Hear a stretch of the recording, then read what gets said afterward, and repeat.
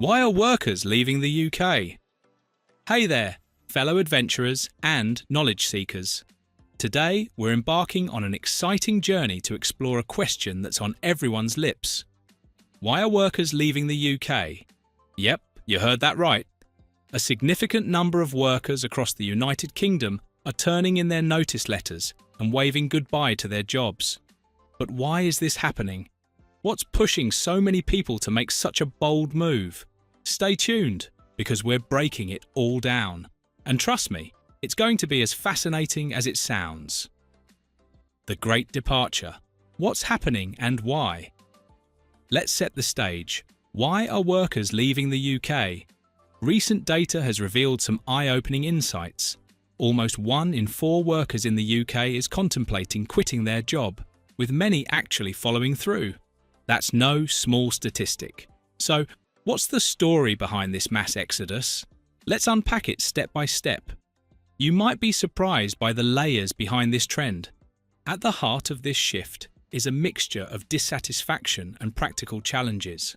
Workers are not just leaving their jobs. They're leaving behind old ways of thinking, outdated systems, and, in some cases, entire countries. It's a movement that cuts across industries, job levels, and regions. Whether it's London bankers or health workers in rural areas, the message is clear. Something's got to give. But what exactly is driving this trend?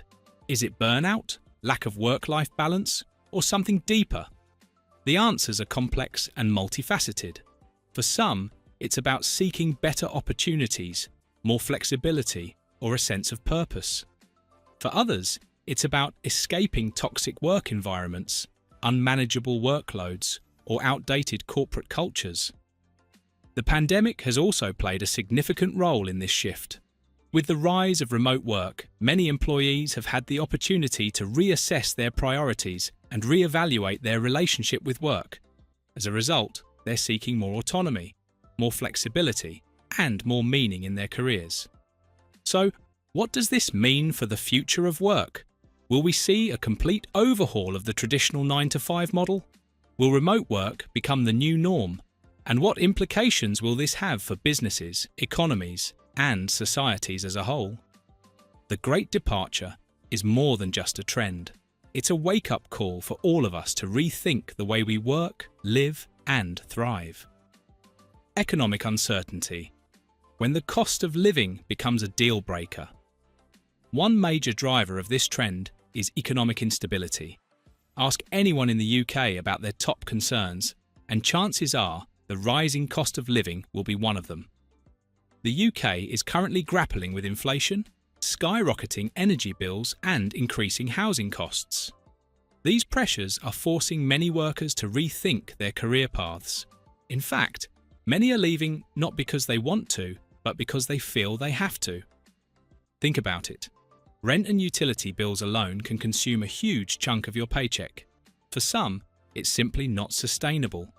And here's the kicker. Even with decent salaries, workers are finding that their money just doesn't stretch as far as it used to.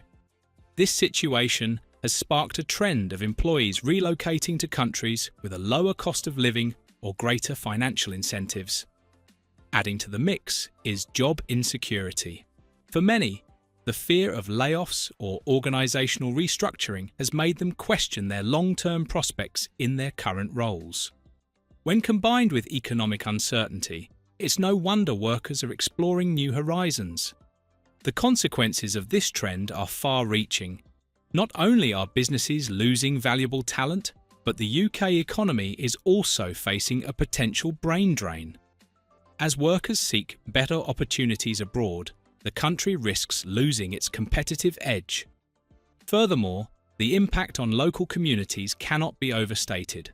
When skilled workers leave, they take their expertise, networks, and spending power with them, leaving behind a void that can be difficult to fill. So what can be done to stem the tide?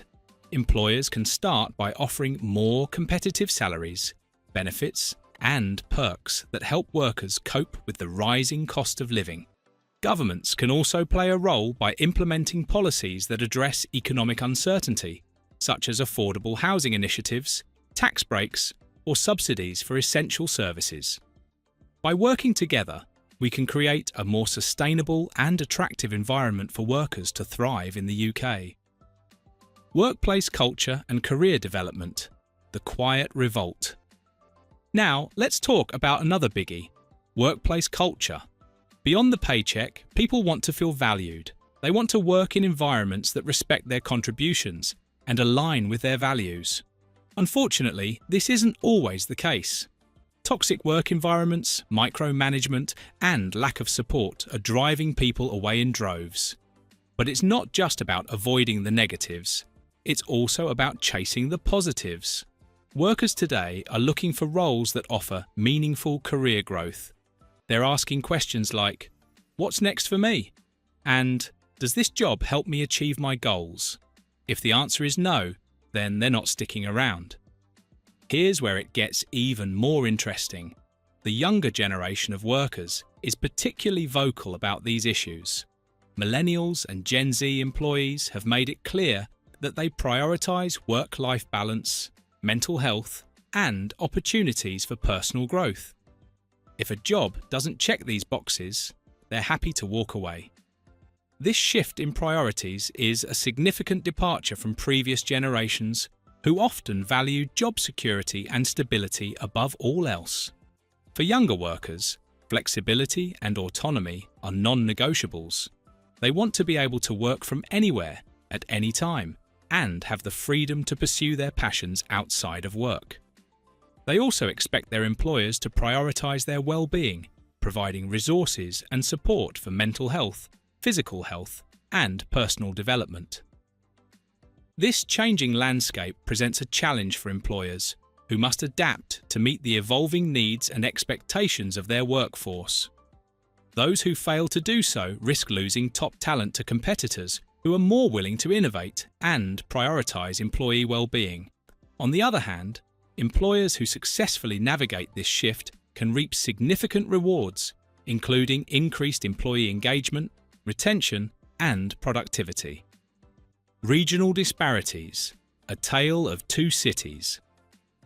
Now, let's dive into a fascinating aspect of this trend: regional disparities. Did you know that where you live in the UK can significantly impact your earning potential? For instance, the average annual salary in London is a whopping £49,455, while in Burnley, it's just £29,508. That's a difference of nearly £20,000.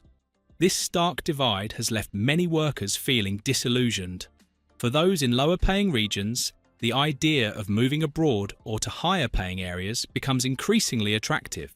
And let's be honest, if you're putting in the same effort as someone in London but earning significantly less, wouldn't you consider a change too? Interestingly, these disparities are not just about money. They also affect access to career opportunities, networking, and professional development. Workers in smaller towns and rural areas often feel left out of the loop, further fueling their desire to leave. The double whammy, Brexit and the pandemic. Of course, no discussion about the UK's workforce would be complete without mentioning Brexit and the COVID-19 pandemic. These two events have had a profound impact on the labour market, creating a perfect storm of challenges. Brexit, for starters, has made it more difficult for UK businesses to hire talent from abroad. The tighter immigration rules mean fewer workers are coming in, while many EU nationals have left the UK altogether. This has created labour shortages in key sectors like healthcare, hospitality, and logistics. Then there's the pandemic, which has reshaped how we think about work. Remote working became the norm during lockdowns, and many employees discovered that they preferred this new way of working. As companies push for a return to the office, some workers are resisting, choosing to leave their jobs instead. Here's a startling stat. The UK's workforce participation rate has dropped significantly, with 800,000 fewer people in the labour market compared to pre-pandemic levels. This so-called participation crisis is costing the UK economy billions in lost tax revenue and productivity. Looking ahead, what's next for the UK? So why are workers leaving the UK? As we've seen, the reasons are as diverse as they are compelling, from economic struggles to workplace dissatisfaction, regional inequalities, and the lingering effects of Brexit and the pandemic. It's clear that this is a multifaceted issue. But here's the silver lining. Change is possible.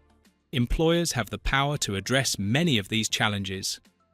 By fostering positive workplace cultures, offering competitive salaries, and creating clear career development paths, businesses can encourage workers to stay. Policymakers, too, have a role to play in tackling economic disparities and improving the overall quality of life for UK residents. Do you think the UK can overcome these challenges and make the workplace more appealing for its workers? What steps do you believe should be taken to turn things around? Drop your thoughts in the comments below. We'd love to hear your take. Let's keep this conversation alive and thriving.